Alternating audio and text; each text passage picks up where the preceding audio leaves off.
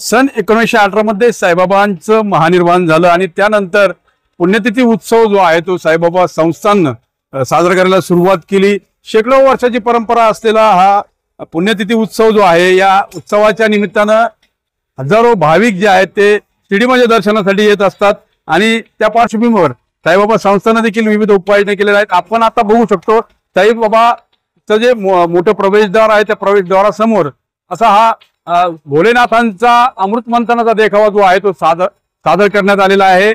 नीलकंठ रूपात ही मूर्ती जी आहे ती पाहायला मिळते। वीज प्राशन केल्यानंतर जे भोलेनाथ आहेत त्यांचं जे रंग आहे तो निळा स्वरूपाचा झाला, या अर्थाने हा नीलकंठ देखावा जो आहे तो साकारण्यात आलेला आहे। आणि अवतीभोवती आपण जर बघितलं तर अमृत मंथनाच्या वेळेस अमृतासाठी चढाओढ करणारे अनेक देवगण जरी आपल्याला इथं पाहायला मिळत आहेत। शिर्डी साईबाबा संस्थाननं पुण्यतिथी उत्सवाच्या पार्श्वभूमीवर जय्यत तयारी जी आहे ती केलेली आहे आणि साई मंदिराला देखील आकर्षक अशी सजावट करण्यात आलेली आहे।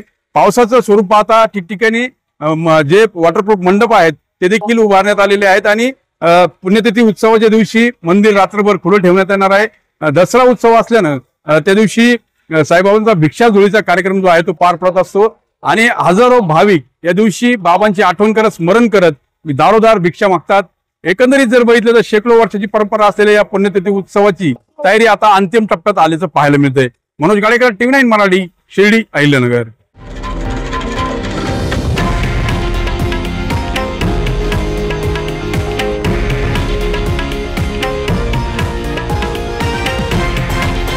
हे आहे देशातील नंबर 1 न्यूज नेटवर्क आणि आपण पाहत आहात TV9 मराठी, एकमेव।